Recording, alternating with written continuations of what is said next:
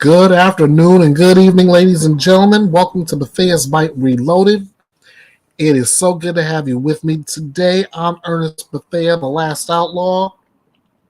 We have so much to get to today. So let me go ahead and start off with our missing persons case of the day. I posted this one not too long ago, but she still needs attention. And so I'm gonna go to me with this week's missing person report.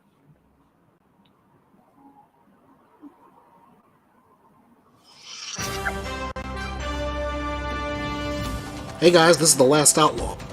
The FBI field office in Cincinnati needs your help to locate Devin Sequoia Cooper, who has been missing since August 31st, 2021. Devin is currently 35 years of age. At the time of her disappearance, Devin stood about 5 feet 5 inches tall, weighed around 145 pounds, and has black hair and brown eyes. Devin was last seen wearing black lemonade braids, a black and white summer dress, and black and white baby fat sandals. Devin Sequoia Cooper, a transgender woman, was last seen leaving her residence in the north side of Columbus, Ohio at approximately 11:30 p.m. on August 31st, 2021 to go to the corner store. She never returned home. At the time, she was driving her black 2009 Ford Fusion, which was later recovered in the west side of Columbus. Cooper was reported missing to the Columbus Division of Police on September 1st, 2021. She appears to be the victim of foul play. The FBI is offering a reward of up to $10,000 for information leading to the location of Devin Sequoia Cooper. If you have any information about Devin's whereabouts, please do not hesitate. Reach out to your local FBI office or call the Central Ohio Crime Stoppers tip line at 641-461-8477. That's 614-461-TIPS. Or you can submit a tip online at tips.fbi.gov. Your help in vigilance can play a crucial role in bringing Devin back safe and sound. Please share this message to increase the chances of reaching people who might have valuable information. Remember, if you see something, say something.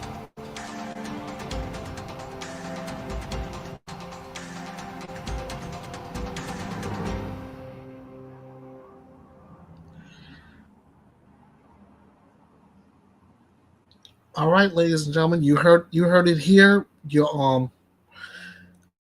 We're still looking out for Devin Sequoia Cooper. If you have any information about her whereabouts, call that Crime Stoppers tip line or submit your tip to tips.fbi.org.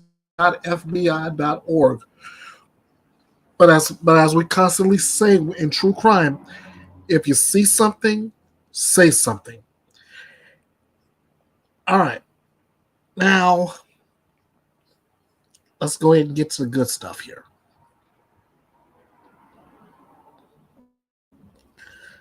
I said I had 5 stories that I wanted to cover today.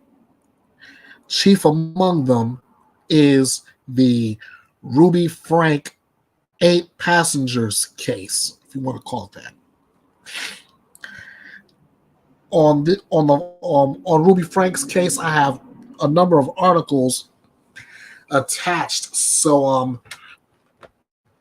I want to share these articles with you, and to a shout.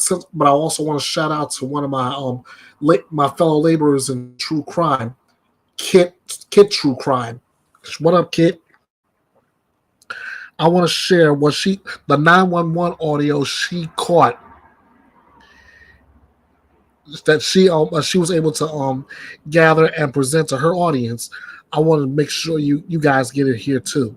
So, but before all that, this is what one article tells us.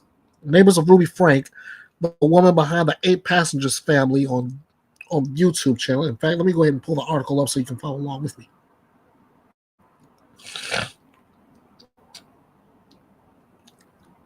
There we go.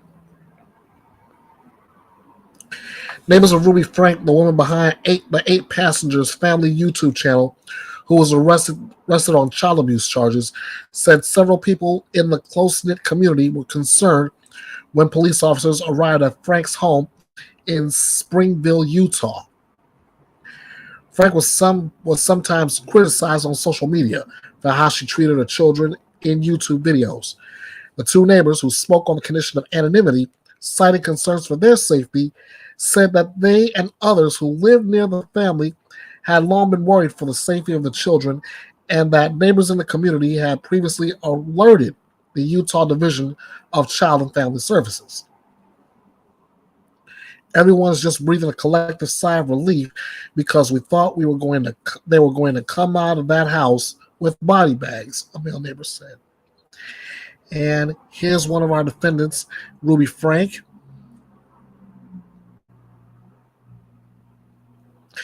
In a video shared with NBC News, law enforcement officers surround the home with guns drawn. In a second video, at least 7 police vehicles line the street. NBC News saw a photo provided by a neighbor showing what appears to be a hole in the home's front door. Hold on. Neighbors said Franke would insert herself into other neighbors' lives. One neighbor cited an instance in which Franke gave a sermon-like lecture over what she called inappropriate posters of women posing in shorts that were displayed in a garage. Franke kicked her husband Kevin out of the home last year, a source of knowledge of their relationship said. Franke did not immediately return multiple phone calls and emails seeking comment about her arrest and allegations from her neighbors. It is unclear whether Franke has retained an attorney. Reached for comment, Kevin Franke directed NBC News to his attorney, Randy Kester, who did not respond to multiple requests for comment about the arrest or a request for comment about the neighbors' allegations. Neighbors accused Franke of withholding food as punishment for her children, behavior that was also shared on her YouTube channel. They also claimed that after her husband was out of the home, Franke would leave the house for weeks at a time with the children inside. I remember she took away their Christmas one year, the male neighbor said, and she would say things like they're not repenting correctly, which is a Mormon term for they're sinning, just complete insanity. The male neighbor recalled how Franke's youngest daughter, Eve, who was about 10 years old, would wander the neighborhood while her mother was away for prolonged periods after she kicked Kevin Franke out of the house. Eve would look for companions in the community, the neighbor said. The neighbor said it did not seem like she was attending school. The Nebo School District, which represents that Springfield area, did not immediately reply to a contest for comment.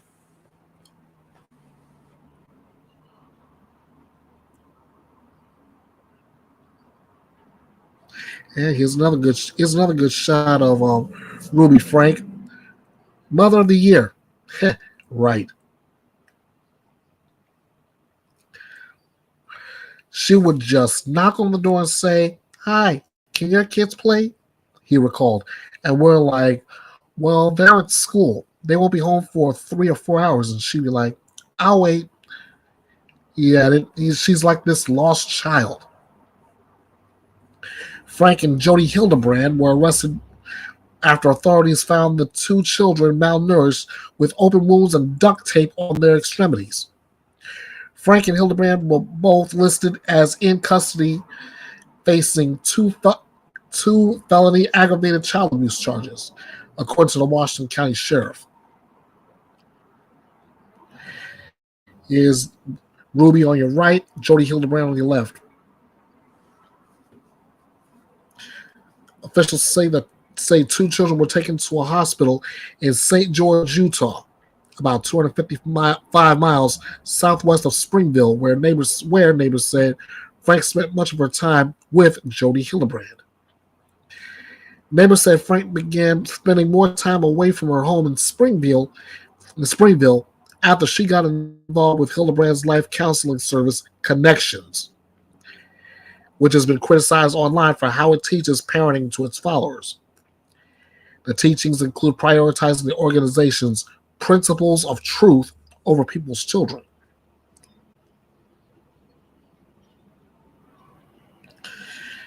Hildebrand did not immediately reply to multiple requests for comment. It is unclear whether she has an attorney. A female neighbor said she and others in the community had tried to get authorities to intervene for at least a year. The female neighbor said she thought things were bad for the children, but she said she was deeply upset after she learned about the condition they were found in. I'm really angry because I spoke up. Other people spoke up, she said, and nothing happened.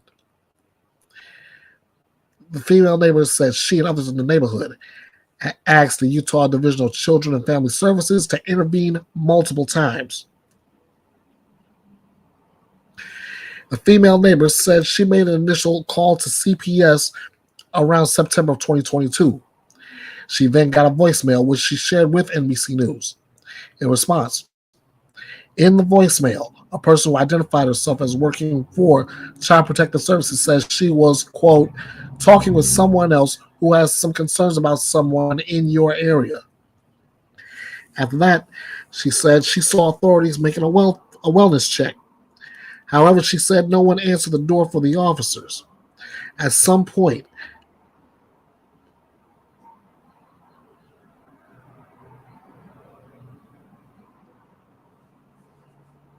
excuse me, trying to get what I'm reading together here.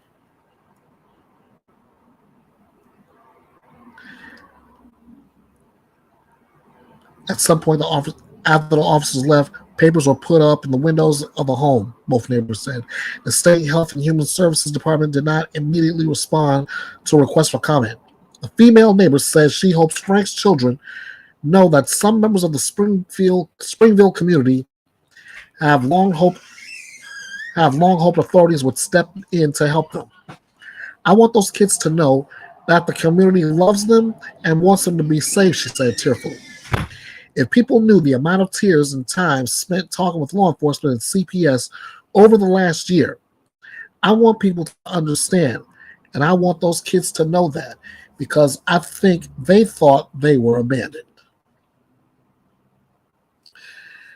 Now, just reading that particular article, by the way, which is coming from NBC, I originally thought that was bad.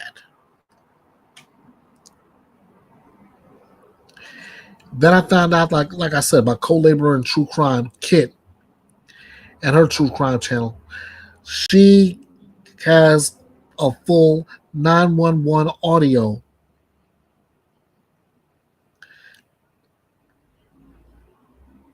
(12x11, 12x4), if you can back on a child abuse.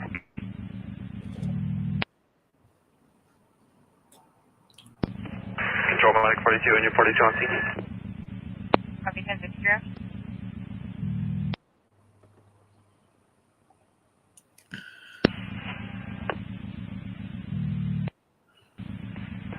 Control 12x11, all B17, all back 17.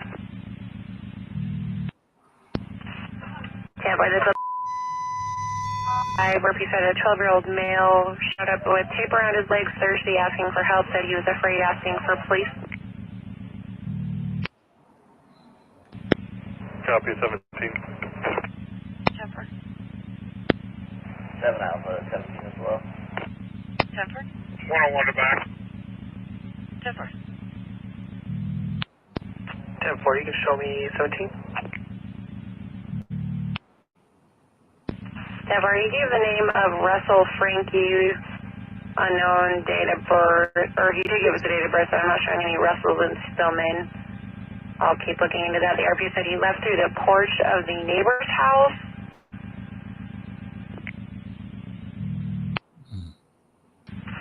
Stand for break 12x11 and 17 to 1014. The male does have duct tape around each ankle. He's not telling the RP why. And said that there's sores around his wrists and ankles. He's becoming, or correction, the RP is becoming emotional regarding the child's health. I'm going to go ahead and have medical stage on this one. Copy. 1X 4323.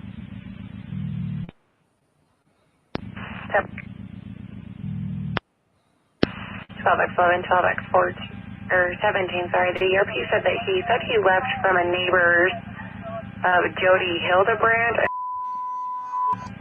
in Ivans, 54-year-old female. Not sure if they're related. When asking the ERP's parents info, he said his mom is Ruby Franke, unknown where she lives. Copy. 12x11, 12x17. I do have a Ruby Franke spelling with an E on the end of Franke, address out of Springville. Only involvement was a traffic offense a couple of days ago. Copy.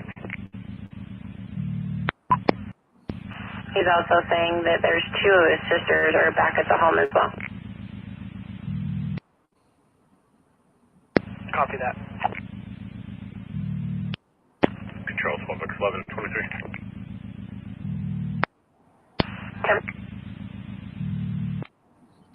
12x11, 12x5, will you give me a 21? 10-4.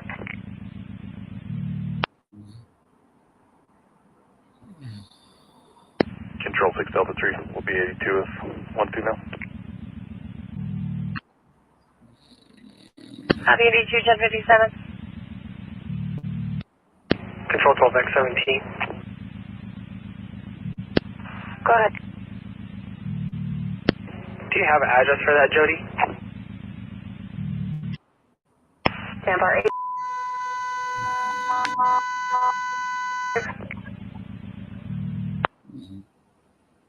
And can you put that on the CAD, please? Tampa. Martina, go ahead. Stand by. Come on, Alpha. Can you copy a welfare check? 1-0. 12x17. It looks like if you're at the looking at the front, go left, it's going to be your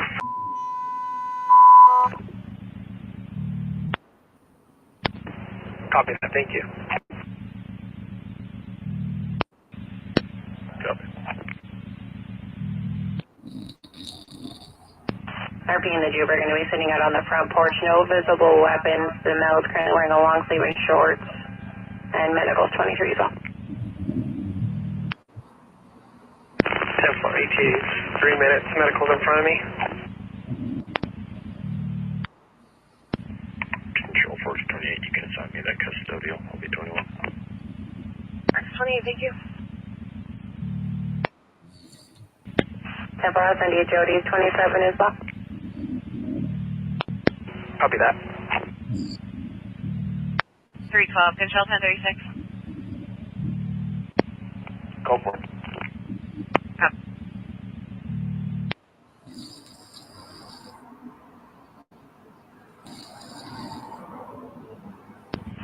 All X 511. Go ahead. Hey, 314. The wounds on his leg are pretty good. 10-4. 12x17. 78, West. Can you run a Rose Frank? 10-4. Confirming Rose, Franke. Of course. 12X 511, 314 medical is going to transport him. Said that his wounds are in need of immediate care. Copy. Control, Totex 4, you show myself in 5 heading that way. 7. I don't have any Rose Frankies coming back in Stillman or in Utah. I did find a Ruby Franke, which I sent to 12x11, showing an address out of Springville. However, only involvement is a traffic offense a couple days ago. 10-4. Control 12X11, 314 as well. The child looks very emaciated. Copy 1109. 1109. 12x5, 12x17, you go ahead with me. He's on the phone. 17, this is 3. Will you just make sure that nothing happens until you get people there to look at what's going on? 4, you want medical to hold off to transport to the hospital? We need to get some photographs first. 10-4, we're going to have them hold here.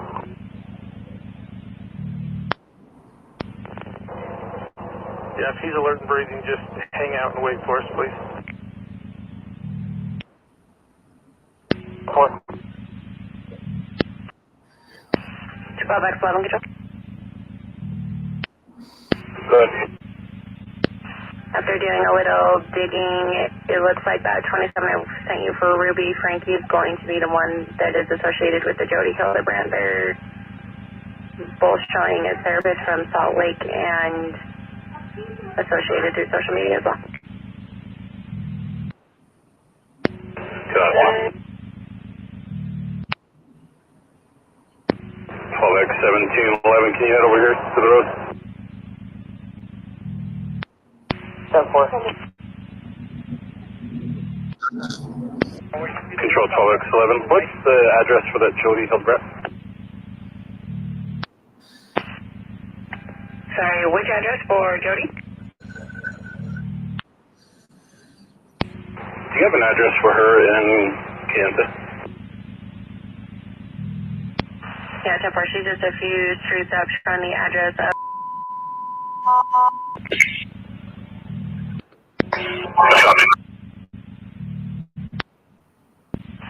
If mom really is Ruby, I drew her 21 in the call as well from her 27. Control 12x11, does she have an address in Springville? Yeah, 10-4, she's showing up in Salt Lake per her Facebook. Her and Jody both are therapists showing addresses up or locations for their work up in Salt Lake as well. Copy, yeah. 10-4, that's going to be the mom. Looks like we did have an involvement with mom on the 25th of this month. It was a traffic offense in a white Honda. I'll send the 28 to your cat as well. 12x11, triple I is going to be negative on mom. I threw the 28 in the call as well. Copy, thank you. Control, about what time did this get called in? The call was created at 11:02. 10-4, thanks.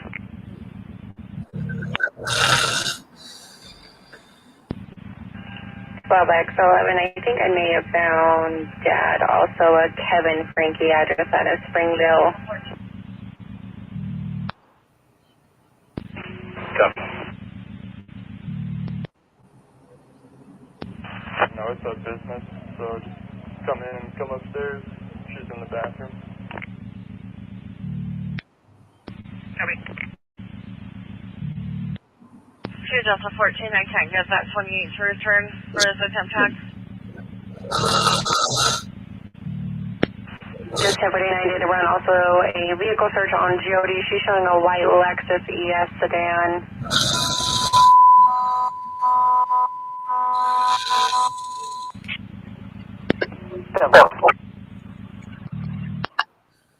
Control 1711, that's going to be there. She's was the one that pulled up next to me on the road. 10-4.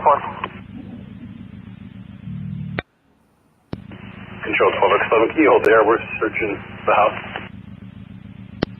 12x11, different. I'll use the channels clear for emergency traffic control clear. Control, picked off a 1082 with that female. Take off a copy 11:46.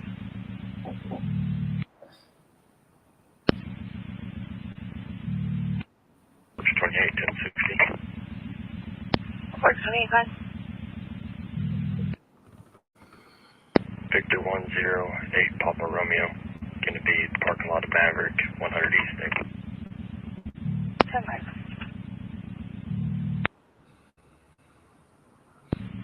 240, Alpha 2X21. Go ahead. Hey, will you guys take care of 263 Lima, please? Copy.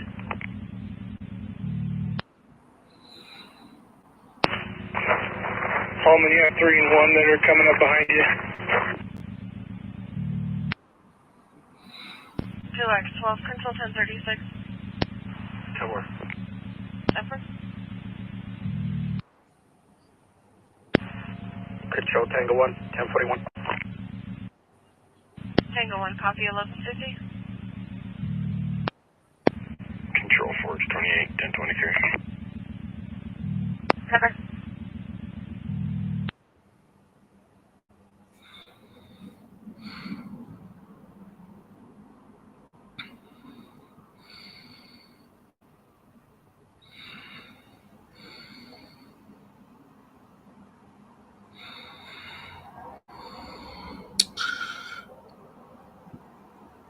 That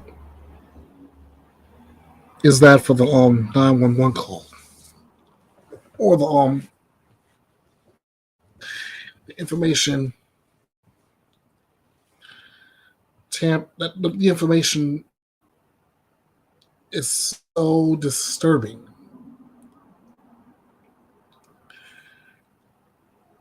And on top of it, what we've learned by watching video clips from her 8 Passengers channel.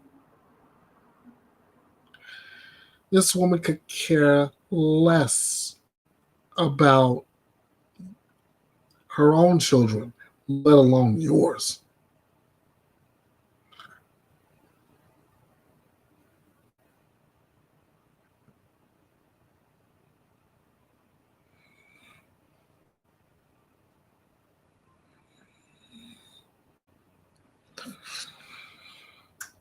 I'm at a loss for words. I am. Those kids, none of those kids should ever be in a situation like that. They shouldn't. I was in allegedly with Brittany Che's chat on, it was either Sunday or Monday, when somebody used my one of my favorite lines, meaning that you insert the defendant's name in the blank, should be put under the jail. And I agree. I absolutely agree with that statement with all my heart. No child deserves that.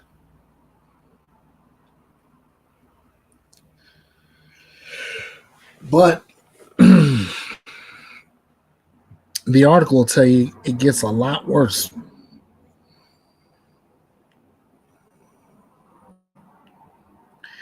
In fact, the next part of that article tells us that Ruby Franke spoke of having a dirty little secret on her YouTube just 2 days before the arrest.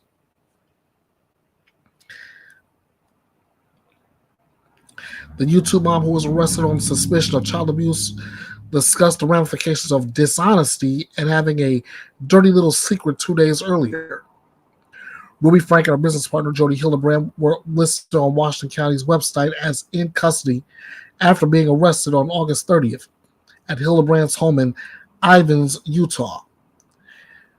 The Washington County attorney announced that both women had been charged with six counts of abuse. Now,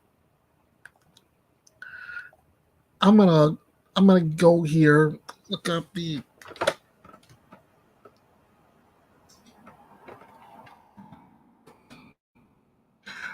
PCA, the probable cause affidavit, and well, wouldn't you know? Wouldn't you know it?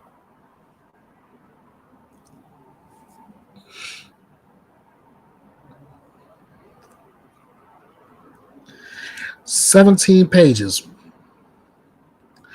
17 pages worth.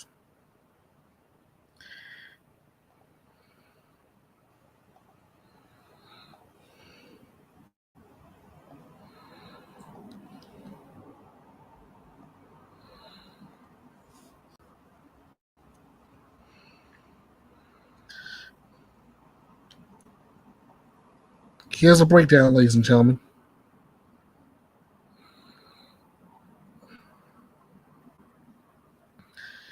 Aggravated child abuse, intentionally or knowingly. Aggravated child abuse. Aggravated child abuse. Aggravated child abuse. Aggravated child abuse. Aggravated child abuse.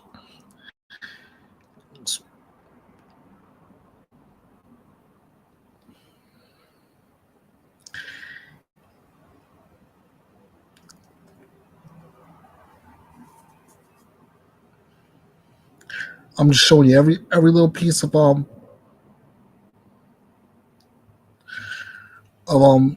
affidavit. I'm not gonna try and go through it in detail. They're breaking down each of them.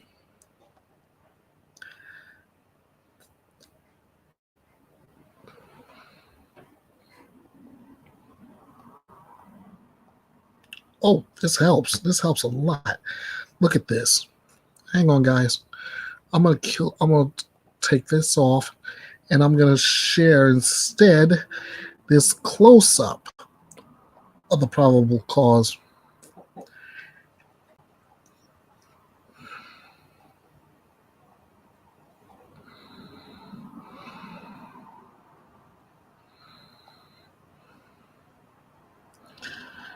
Just this. This breaks a child.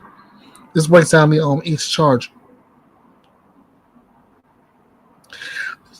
Defendant intentionally or knowingly inflicted upon a child. I won't use the child's name.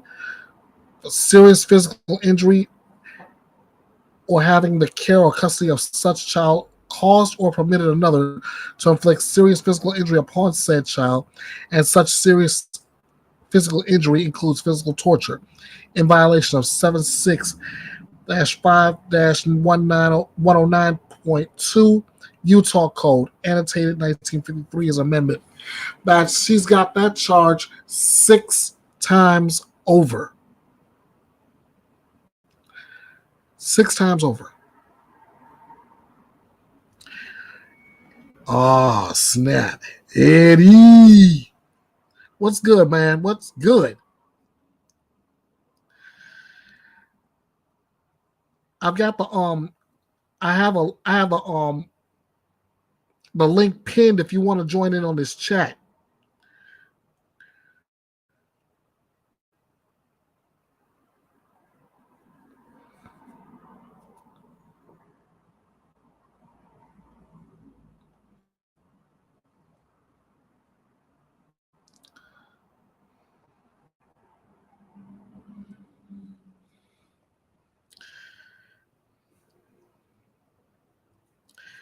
Oh my God. Okay. Just in case you don't have a link, I'm gonna give you 2. Oh, there he is. There he is. Ladies and gentlemen, let me bring him up on the screen right now. This is Eddie. He has his own channel, All Things Serious. Eddie, what's good? What's going on, Ernest?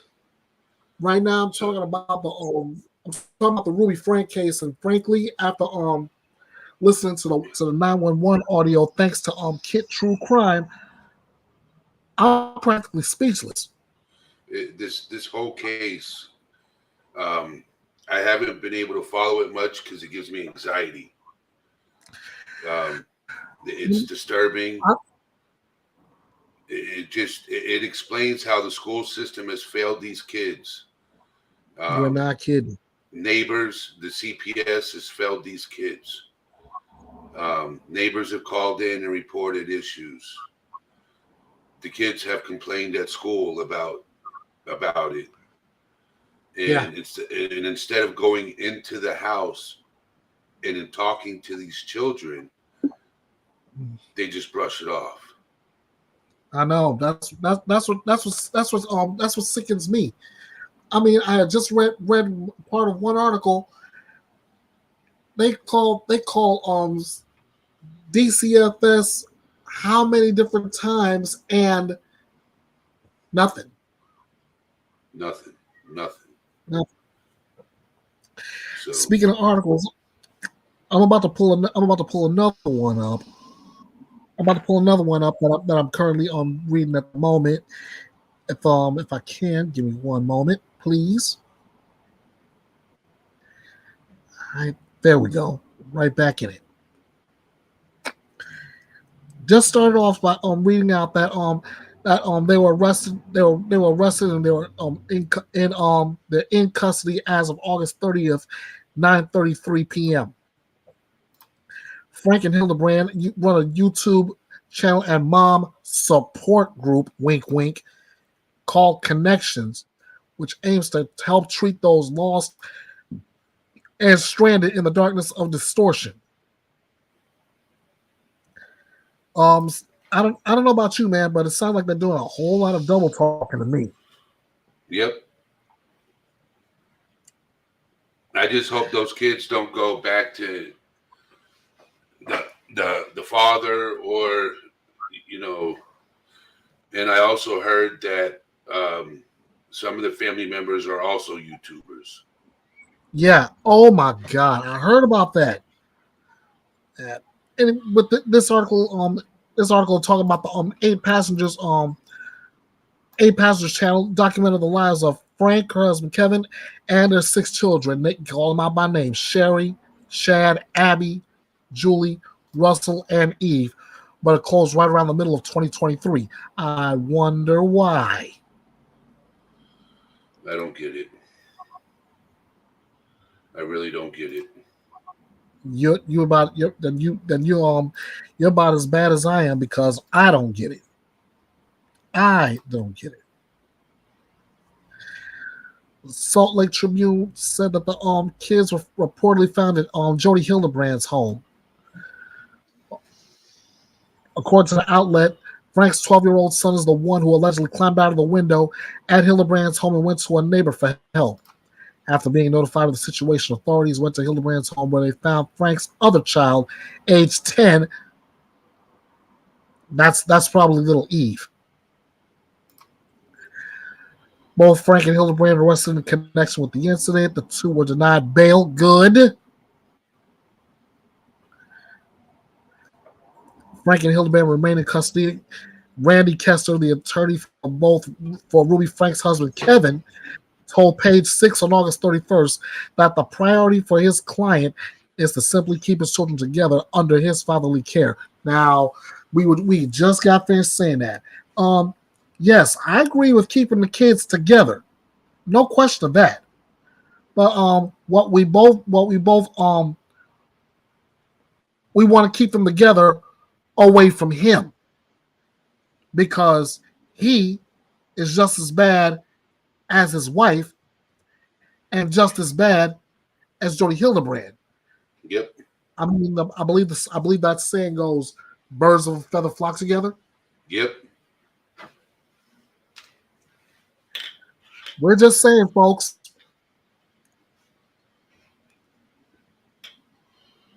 It's Right. You remember the book A Child Called It? Yeah. And you hear what's going on with this case? Not as of late, but this is what I'm trying to catch up on now. That's how I was able to get the police call, the 911 audio that I played earlier from Kit True Crime. So the abuse, the duct tape, the lacerations, the not feeding them when they get in trouble, denying them this, that, and the third for whatever petty reason. It's just not as severe as the child called it. But if things wouldn't have happened when they did, it probably would have been worse. If that kid did not jump out of that window and run away and go to that neighbor's house, it would still be going on today. If not worse. Absolutely. No doubt about that, man. Yeah. Let me go see if how much this article I can finish. Let's see. Ellie Meacham, Julie Griffiths, Daru, and Bonnie Holing posted an Instagram claiming to be Ruby Franke's sisters and issued a statement explaining that they kept quiet about Franke for the sake of her children. Behind the public scene, we have done everything we could to try to make sure the kids were safe. Ruby was arrested, which needed to happen. Jody was arrested, which needed to happen. The kids are now safe, which is the number one priority. Sherry also called on her Instagram followers to report any suspicious comments Franke made on a publicly shared Google Doc. As of September 1st, today's the 6th, as of the 1st, the document had nearly 100 links to different remarks Ruby allegedly has made in video clips over the years that included transphobic and ableist comments, and others discussed withholding food from her kids.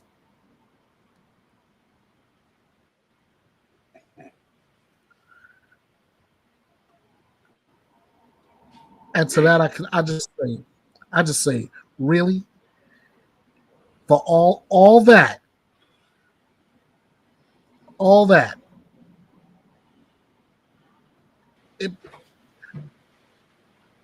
trying to make sense out of this. I'm also doing this trying not to get triggered. But like you, I suffer from I've been diagnosed with generalized anxiety disorder, and I know firsthand about being in an abusive foster home. No child deserves this. Nope. I don't care. I don't care what the situation. And this is not even a foster home. This is the mother. Yeah. And the father was in that house when that was happening. You know, until he got kicked out.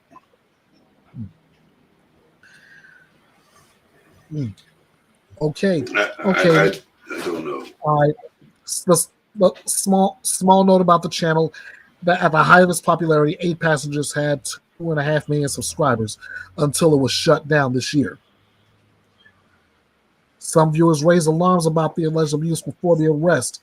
In fact, they filed a viewerschange.org petition to have the Frankes investigated. Utah's Division of Child and Family Services visited the home, interviewed the children for 2 hours. According to a DCFS letter reviewed by Business Insider, the case was dropped due to lack of evidence for the allegations. It's just, it's. I totally agree. I totally agree.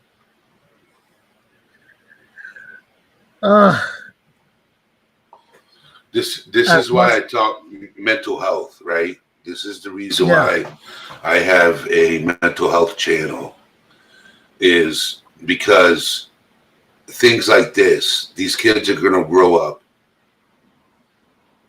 severely messed up mentally. You're right.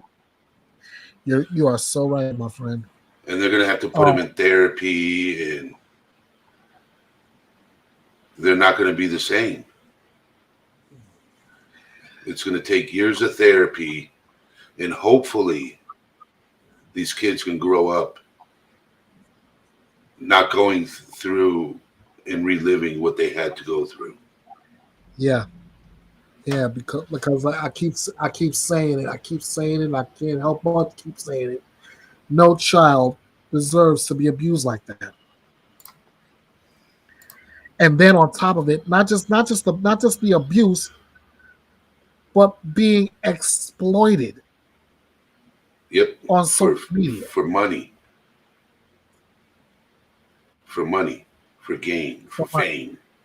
For clicks, for views. Yep. I'm sorry. I couldn't do it. I would have been like the neighbors. I would have reported it too.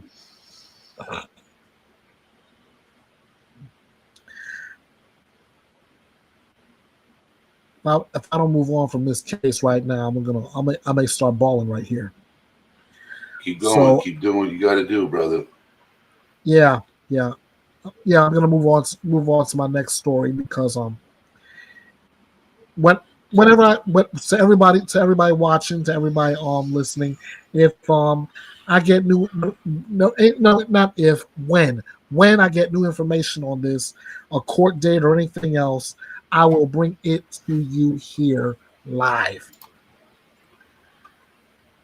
But bottom line is those kids.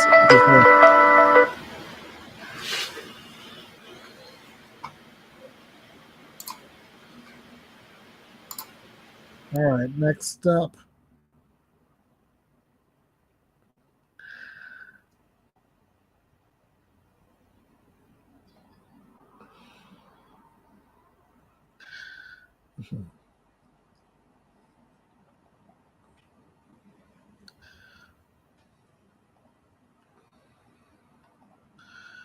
All right, let me see here. All right. Okay, the next story I have coming at you right now. This is a strange one. A Texas teen is facing capital murder charges after being the subject of an Amber Alert. This is kind of funny to me. 17 involves 17-year-old Natalie Navarro. A Texas teenager who was initially the subject of an Amber Alert last week is now facing capital murder charges, according to police records and a press statement. The Garland, Texas Police Department discovered the body of 21-year-old Arturo Pena in a car in Garland, Texas on last Tuesday, 2 days after he had been reported missing. Police arrived at the scene after being notified of a man passed out in the car. Once at the scene, law enforcement determined that Pena had been shot. On Friday, an update on the statement said that police identified 17-year-old Natalie Navarro as one of two suspects in that shooting.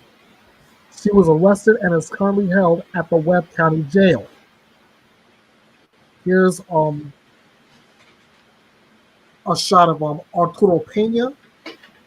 And right at the beginning, this is Natalie Navarro taking a selfie.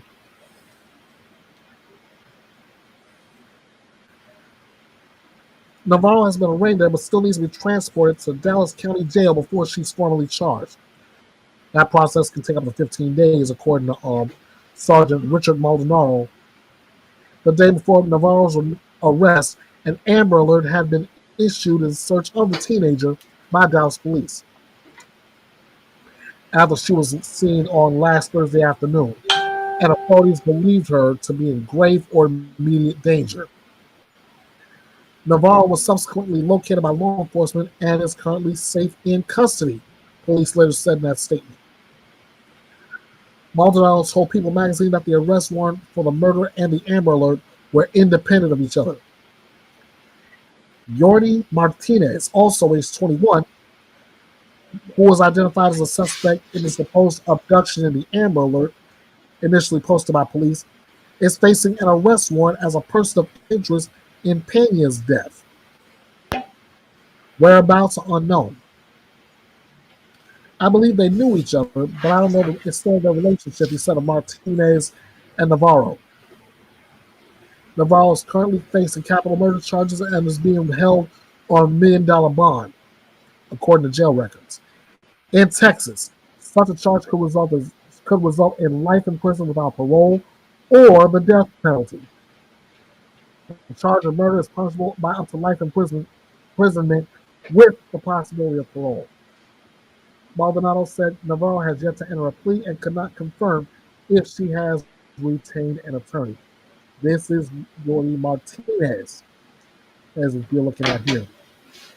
In a GoFundMe set up last week, Veronica Lopez, a woman identifying as Pena's wife, said, "Our angel was viciously taken from his family and loved ones." While the date of death was not announced by police in the statements, Lopez said in the fundraiser that Pena died on August 26th, 3 days before his body was discovered by law enforcement. That's confusing. That's confusing. How can they... His death was August 26th, 3 days before his body was discovered?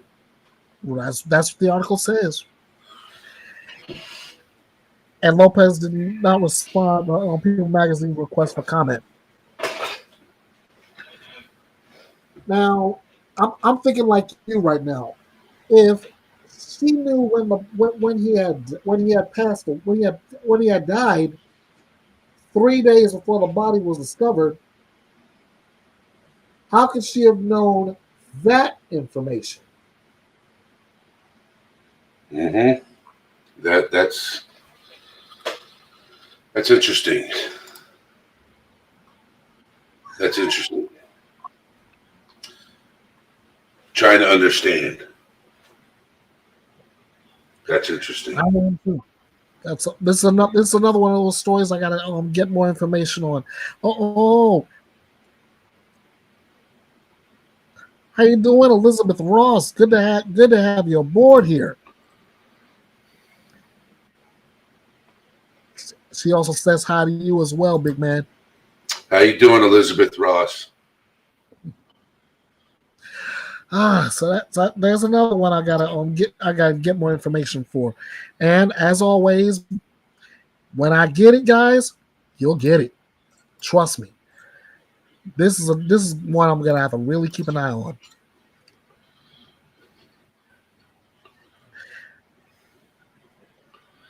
I'm gonna have to. When you told me about your anxiety, Mm-hmm.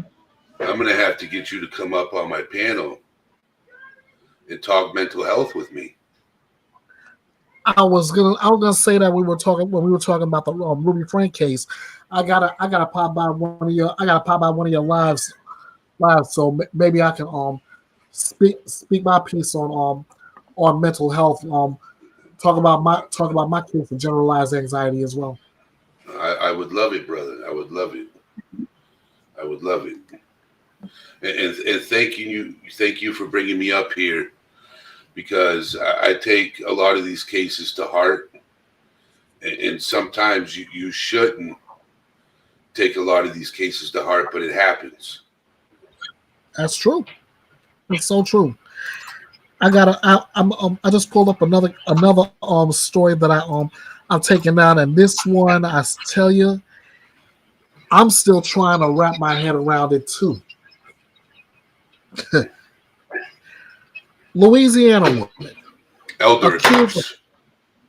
Oh God. This is elder abuse to an extreme. Accused of stabbing her grandfather after he asked her to shower.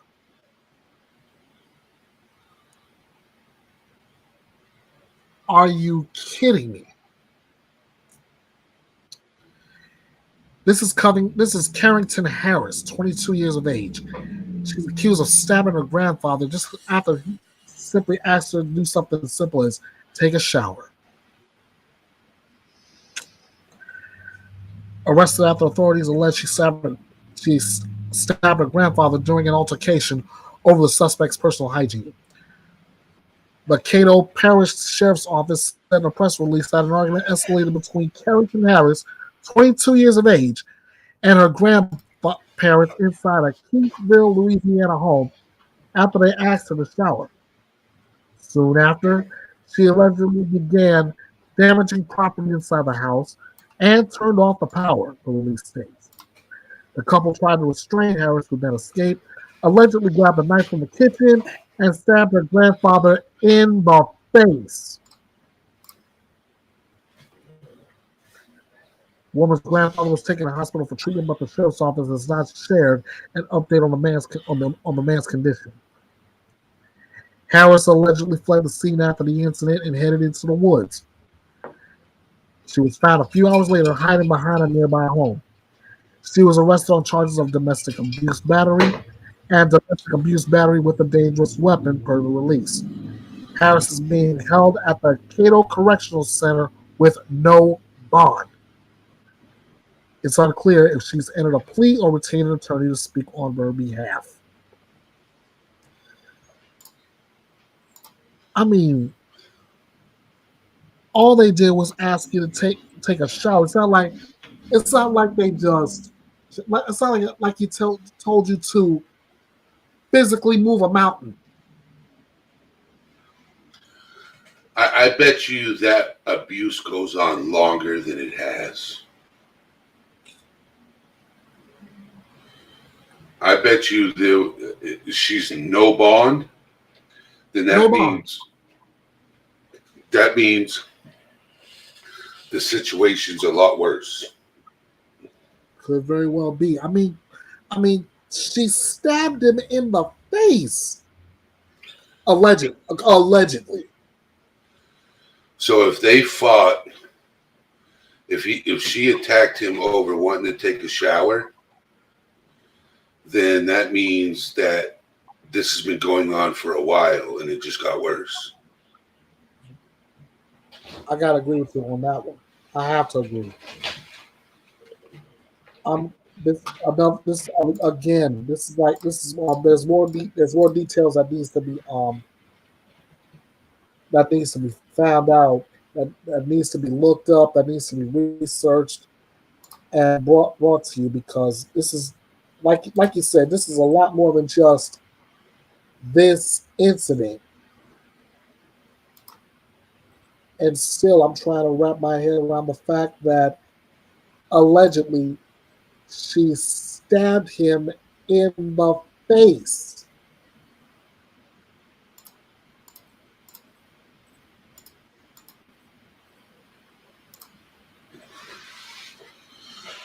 Elder abuse is just as worse as child abuse. Agreed. It's not reported enough. As it should be. As it should be. My God.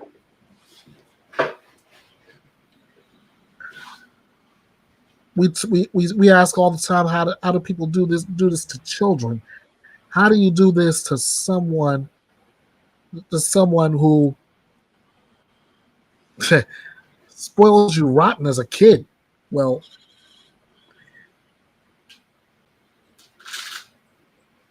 I don't understand.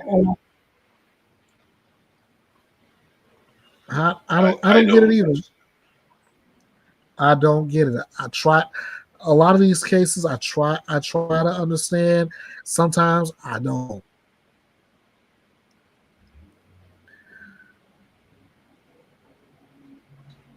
I don't understand.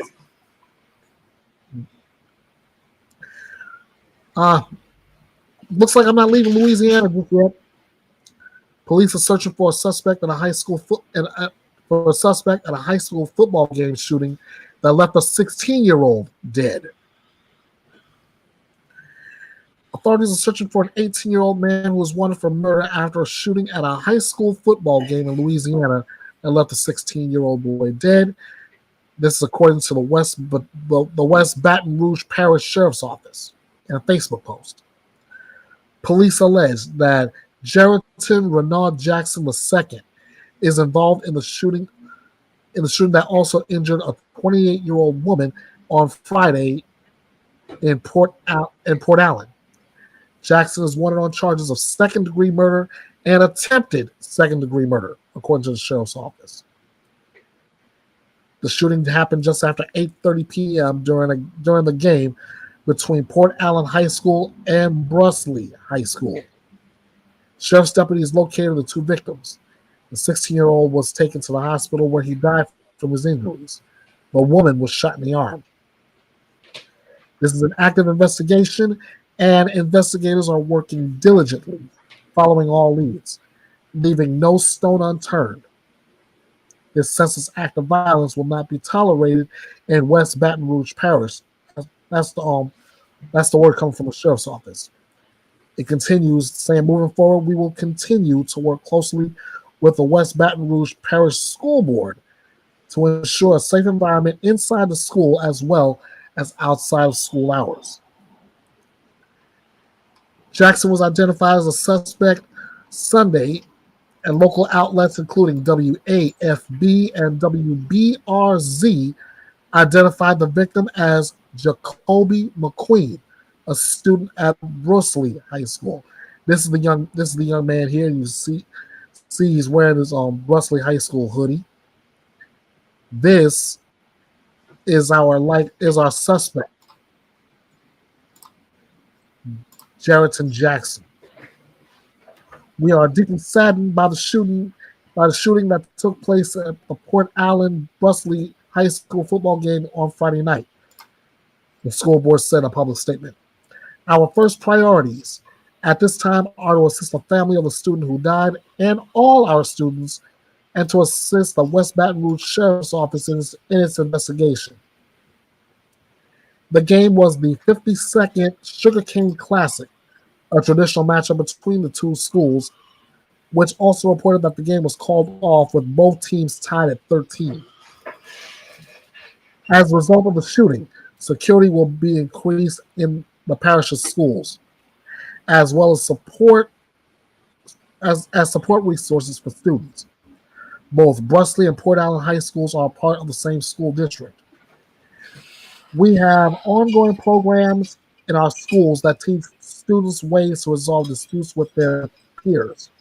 That's coming from Superintendent Chandler Smith in a statement. We will redouble those efforts and work with the Sheriff's Office, District Attorney's Office, and others in the coming months to teach our students that violence destroys many people's lives. This is still an active investigation. If there's anyone with information in that West Baton Rouge Parish area, please do not hesitate. Please contact them at 225-343-9234. That's area code 225-343-9234. And let's find this guy. Let's get it. Let's bring him to justice. We don't need the last thing that's needed is any more death in that area. I don't understand this violence. I grew up in the projects, right? Back in the 90s, okay? This wasn't like this. No. It wasn't like this back in the 90s. It was we handled things differently back in the 90s. I can say the same thing for the 80s. I mean, in the 80s, we threw hands. That's how it was in the 90s. Like the late great John Witherspoon said in Friday, you win some, you lose some, but you live. You live to fight another day. I don't know. But you know the thing is, right? Is we have raised a very soft generation. Ooh, you're not kidding. I mean, again, using another John Witherspoon line, and forgive me for cussing, but they're scared of taking an ass whooping. I've taken many of those. So have I. And you yeah, know? Liz Ross is even backing this up. Right, we threw down and then shook hands. Yeah. Yes. You know, you're probably a little older than me. Okay, I'm 42 years old. Okay, because when you said the 80s, the 80s, I'm like, so you're a little bit older than me. Probably not by much, because I was born in 81. Okay, 76. Okay, so we got 5 years on each other, which, believe it or not, is a big difference. 5 years, we talk today, and when we hit our ages in our 40s and stuff like that, we don't think 5 years is a lot.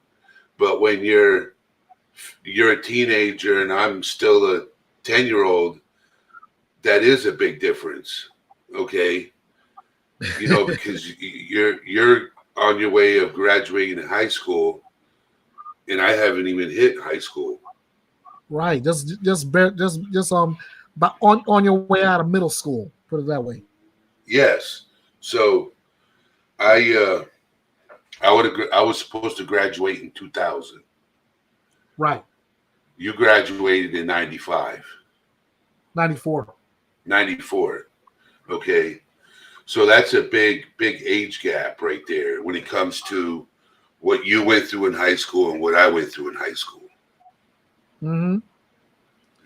So, and then you look at today's, it's like safe space. I don't understand. I don't understand this generation. See, that's the thing about us.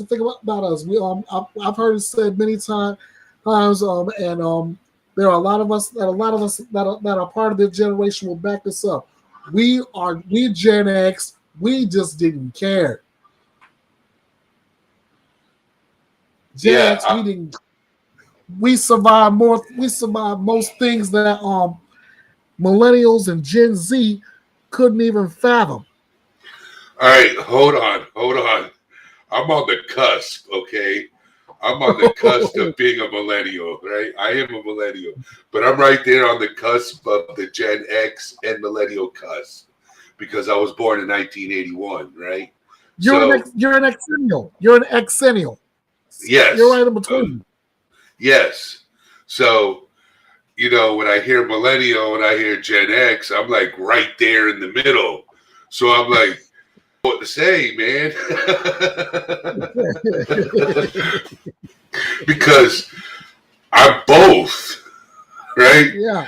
So it's like I criticize millennials because I'm a millennial, and then I can criticize Gen X because I'm a Gen X. But I rather have been a Gen X because that era was the era. It was, but it wasn't, okay? Because there was some tough times, all right? Back in the 90s and 80s, there was some tough times, okay? Yeah. We witnessed things that nobody's witnessed today, okay? Like, I'm not going to talk about it because it's not this platform to talk about.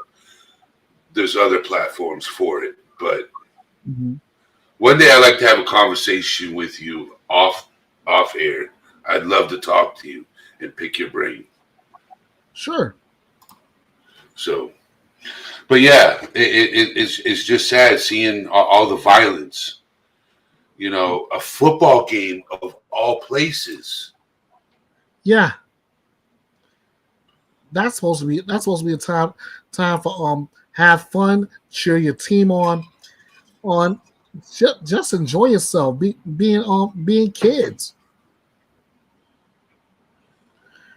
My last story, my friends. I mean, this one is disturbing. A Virginia woman accused of S-ing twins after her husband allegedly discovers her topless with a teenager. She looks like Ruby Franke. Oh, you know what? I almost mistook her for Ruby Franke. A Virginia woman accused of S-ing twin teenage boys who lived across the street, according to court documents. 37-year-old Ashley Watts of Chesapeake was charged with 3 counts of indecency with a minor after she had allegedly had sexual contact since June of 2022 with one of the teens, according to a criminal complaint. Police were alerted to the alleged conduct when a neighbor called 911 and claimed that Watts had sexual relations with the twin brothers. According to the complaint, in February, Watts' husband allegedly came home to find his wife topless on the couch with one of the teens who was pretending to be asleep just before 2 a.m. The teen who lived across the street reportedly told his parents that he went over to Watts' house to smoke marijuana and fell asleep, denying any sexual activity. According to the complaint, the teen later told his father that he did have sex with Watts multiple times. The teen also told another neighbor that he had been in a sexual relationship with Watts since June of 2022 and they were in love. Watts also allegedly told the neighbor that when the teen turned 17, she'd marry him. Authorities said that the alleged contact was discovered. The teen ran away from home last month and was found hiding in Watts' bedroom 3 weeks later on July 26. The other twin alleged to police that Watts would give him pairs of her underwear and offer him marijuana, according to the complaint. The boy also alleged she would touch him inappropriately, but that he had told her to stop, according to the complaint. Watts was arrested August 17th, according to 13 News Now, and it is not immediately clear if Watts has retained an attorney or enter a plea. I'll do the PSA in just a moment, but I want to hear what you got on this one, Eddie. You know, here in this case, yeah, one of the kids was going around bragging. The other one, and I don't understand, you know it's inappropriate. Why are you going to brag? Why not go to your parents and tell your parents what happened instead of going around bragging about it? It's inappropriate. You know it's inappropriate. You say something that's inappropriate. And who are these parents when you got kids that are not even grown adults getting high? I don't understand it. Like, who's raising these kids? If you listen to it, if you read it, he's like, I'm over getting smoking. You know what I'm saying? The whole thing. It's disgusting. It's disgusting. Yes, it is disgusting. That whole thing just gave me real bad Mary Kay Letourneau vibes. If you know, for everybody listening, if you know, you know. Is that the school teacher? That's the one. Yep. I remember that story. Elizabeth Ross says, in my opinion, parents let their guard down these days, believing that men are mostly the predators. And it's not, and it's just not the case, as quite a rise in female offenders. True. I mean, just when you think it's just the guys. Oh no. I mean, again, I refer to Mary Kay Letourneau, and she was that first school teacher. For those who don't know, she was having an affair with one of her students. Eventually married, and then I believe at some point divorced her quote unquote lover. But still, she was arrested for this. Arrested and did some time.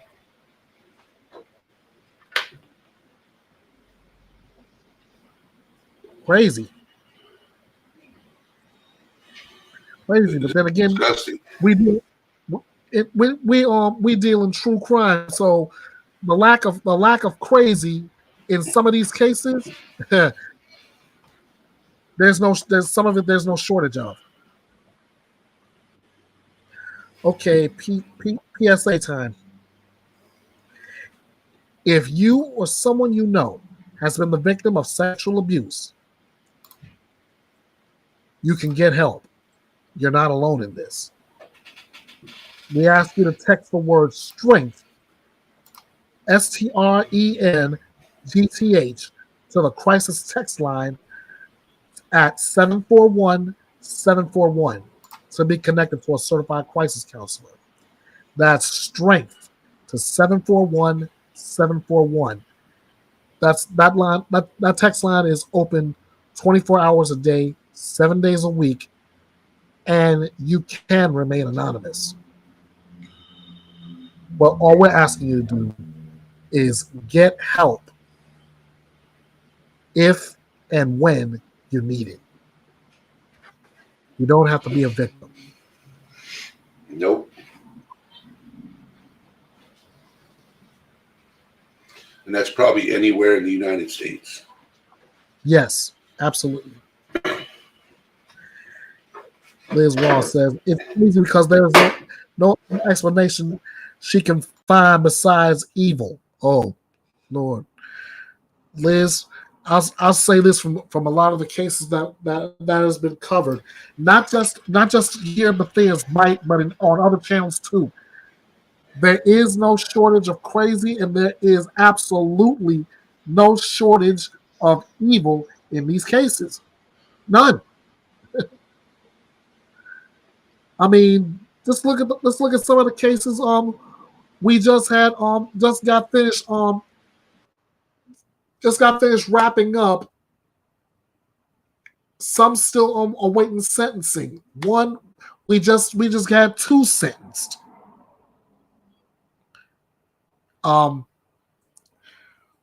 We just got finished talking about Rita Pangalangan and Larry King. Both of them sentenced to 37 and 35 years respectively behind bars for leaving a 13-year-old disabled, non-verbal child in a hot car for 5 hours. Letitia Stout convicted on murder. She's in prison. Probably getting a transfer, but she's in prison still. Taylor Shabusiness, she just got convicted for murdering and dismembering her boyfriend's body. And that's just a few that come to my head at this point. There are more. There is more coming.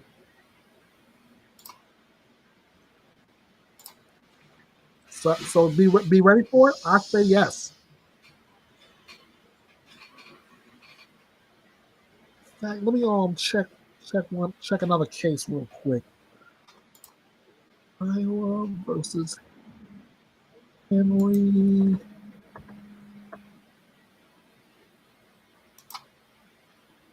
Jenkins. See if they reached. There was a verdict on that yet.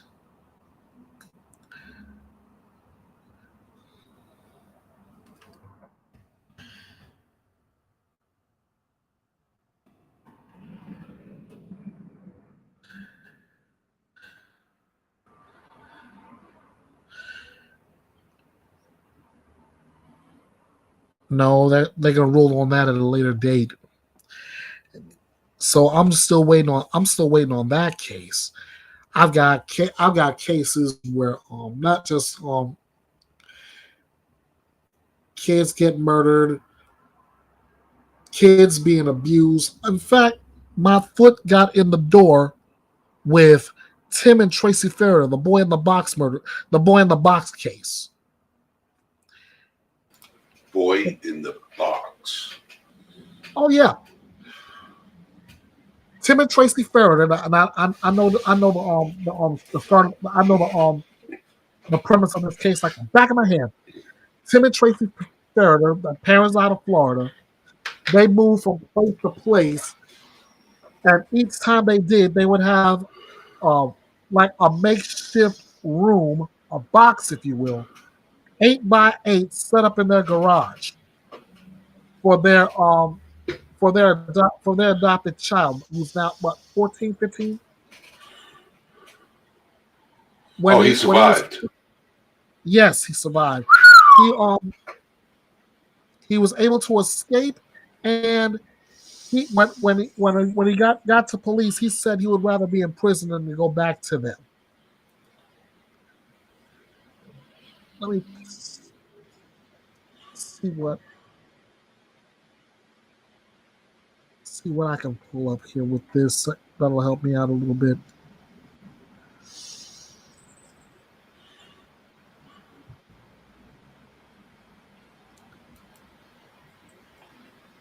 Okay, this helps me.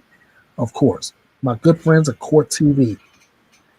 The case against the Jupiter parents accused of locking their adopted son in an 8x8 box. This is coming courtesy of WPTV, West Palm Beach, Florida. They're accused of keeping their son locked up in that box for hours. Charged with false imprisonment and aggravated child abuse. Now they were arrested in February for it. Authorities said the couple physically abused and forcibly confined their adopted 13-year-old child within a garage structure. During the investigation, detectives noticed the structure had a doorknob and a deadbolt, both locking from the outside, as well as a light switch also on the outside. Detectives found a camera, a mattress, and a bucket inside the structure. Judge Howard K. Coates Jr. was prepared to hear arguments from the defense regarding evidence in the case, but decided to hold off on the hearing because the state attorney on the case was out sick at that time with COVID-19. The hearing lasted about 15 minutes before the judge continued that case. The couple's attorney at that time claimed earlier this year that evidence was obtained illegally after her client's email was hacked. 7-page filing, the attorney alleged the client and his wife's personal Google account was hacked by one or more of their children, which I do not believe at all, but still, like I said, that's the case that got me in the door. The latest update is that they moved and was granted to have that case.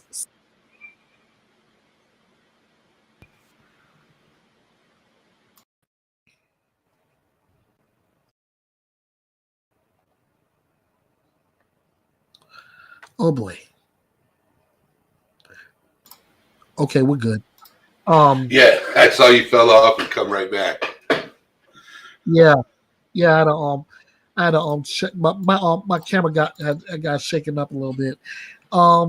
That case disturbed me so much simply because of the fact that he might not have been a quote unquote normal child, but that didn't give those two pinos. Yes, I'm using a term I used in when I was wrapping up Pangalangan and King versus the state of South Carolina.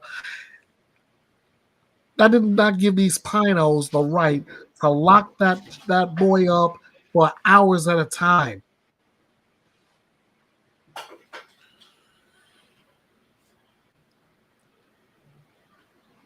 And then on top of it, like they said, there was a mattress, a blanket, and a bucket. I don't even want to discuss what the bucket was used for. We all know what it was used for. We all know. Don't even have to describe what the bucket was used for. No, I'm not even going to try. Not even a lid on it. And then on top of it, when they got ready to send him off to school, he would have to clean said bucket.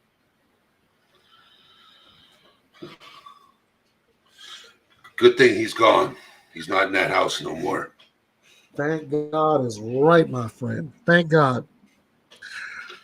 I'm doing my live tomorrow on adoption and foster care.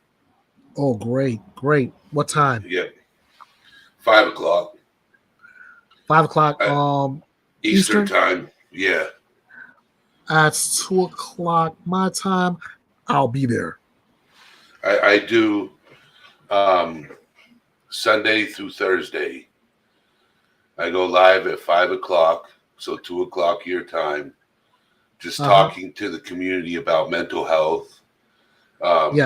Usually if I have somebody come up, I give them the platform and to share their story. And we have conversation. That sounds good. That sounds real good. You know, because sometimes you need a break from reality, you know, and us men don't talk about mental health enough. No, and that's a crying out loud shame. I wish I could talk to some of these people, you know, just conversate with some of these victors. I don't call them victims. I call them victors. Because the boy in the box, he's a victor because he's no longer in that situation. He's a survivor. Yes. The kids in the Ruby Frank and Jody Hildebrand case, they're survivors. But they'll be labeled, they're survivors, but they get labeled as victims. Okay? No. Like if you look, as long as you're supposed to. You're not supposed to. Because if you look at, like in the case, like if you're looking at it as a legal standpoint or from a mental health standpoint, you would be a victim of child abuse.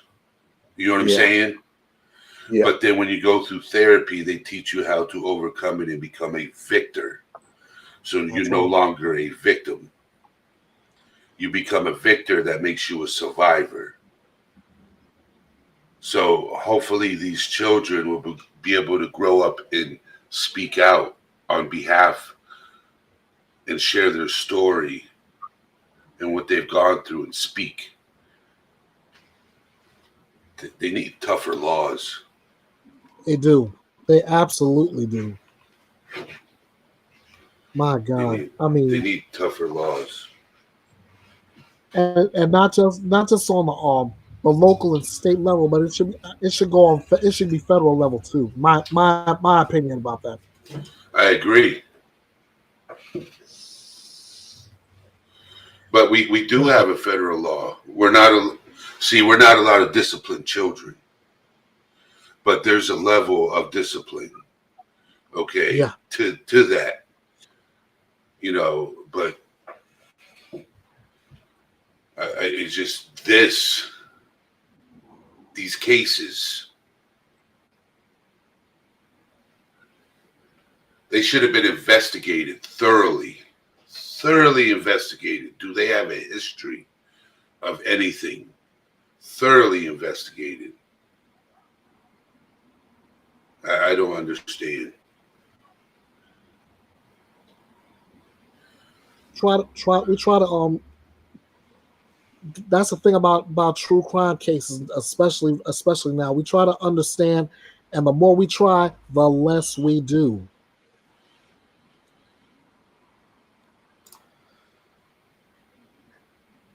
It's like in real life, we're trying to get inside the minds of some of these people, and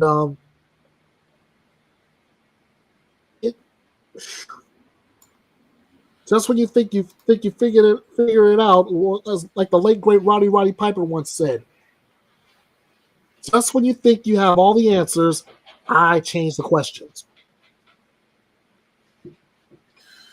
Elizabeth Ross said we need to help CPS help us. Absolutely.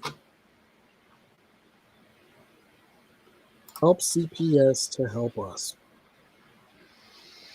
Oh my God. Basically, these kids, they need it. They need it. They want it. They're begging for it. If we don't do something for them, they lose. Yep. Yep.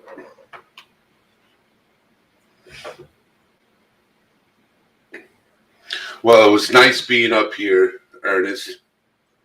It's great. It's great being up here too. I'm just I'm loading up before I shut down. Liz just said that people occupying the White House need to start listening up. Not just the White House, Elizabeth.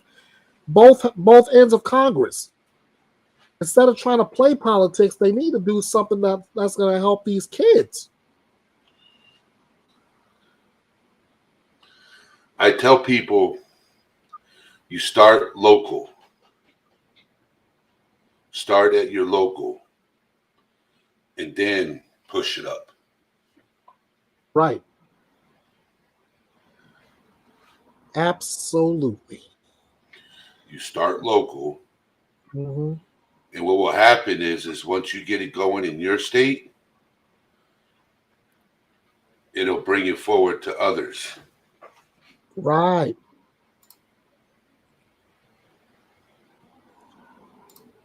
And everything we're talking about with a lot of these cases, you can hit me up on all over social media.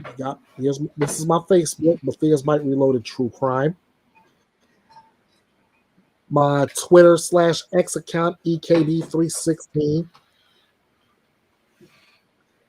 Right here on YouTube at Bethea'S Byte Reloaded.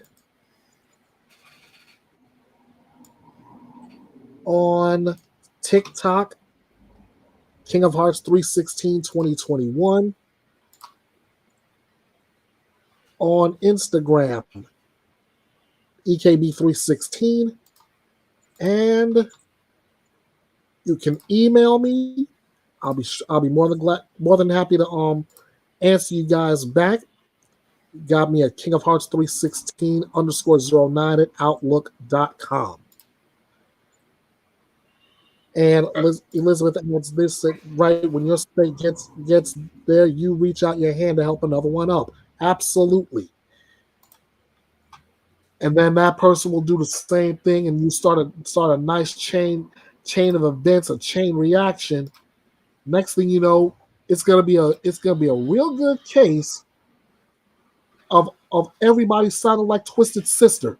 We're not gonna take it. No, we ain't gonna take it. We're not gonna take it anymore. And we're saying it on behalf of our children. It's so good to have people advocating for the children. That's why we're in this fight. And it's a fight that we can't fight alone. Eddie, thank you so much, my friend. It's great having you. Yes, and I just sent you a message on your Facebook. Oh, great. Yeah, I'm following your page now, and I sent you a message. Thank you, man.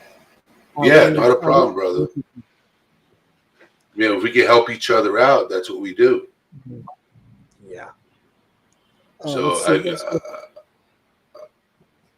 if we could... Elizabeth Ross wrote a whole paper on child advocacy this week. It's not graded yet, though. So if you put your whole heart into that paper as to what's needed for the children, as I'm no licensed teacher, but just knowing this, you already got an A from me, Liz.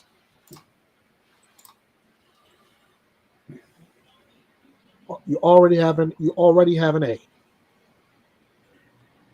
Guys, I'm asking you to keep your eyes and ears out on all these stories. I will be doing the same. If there's updates, I will bring them here, and I'll also keep bringing missing persons off the FBI list, because that's how I was able to come up with Devin Sequoia Cooper. Please keep your eye out for that young lady. If you see something, please say something. Don't hesitate. Get in contact with the proper authorities. let's bring these people home. Let's bring these missing people home, and let's get justice for all these victims, the ones who can't protect themselves, from the young to the old. Again, I want to thank Eddie. All things serious. Please follow him on YouTube. I want to thank Elizabeth Ross in the chat. Everybody watching. Yeah, thanks. I'll go back to see what I missed before because I came in around 45 minutes in. No problem. And I want to thank everybody who will be watching the replays. Those who's already subscribed. Again, I say this many times over. This thing is powered by you guys. Without you, it doesn't. Bethea'S Byte is not even loaded with the first shot. It doesn't run. So, thank you. I want to do this again with you, same time, same place. So I wrap this up. I want to say, as always, I love you guys. I want you to take that sentiment, spread it around, let everybody get a little taste of it. Be good to yourself. Be kind to yourself. Be good and kind to others. Because I want to see you all here next time. This is the drama-free true crime destination. This is Bethea'S Byte Reloaded. I'm Ernest Bethea, the last outlaw. Again, I thank you all so much. And until we meet again, you know what to do. Bite. Hey guys, this is the last outlaw saying thank you to all who have watched and subscribed to Bethea'S Byte Reloaded, your true crime and drama-free destination. I couldn't do this without you. Did you enjoy this video? Are you looking to get more information about what you have seen and heard here? Are you looking to give feedback as to how I can present this better? Here's what you do. Like this video. The more eyes on it, the more this information gets spread to others, which makes it a step closer to justice served. Share this to your social media. Again, with more eyes on this, the closer we get to seeing justice served. Drop me a comment. Whether it's on the topic or the presentation, I will respond to your theories and ideas. If you haven't subscribed yet, what are you waiting for?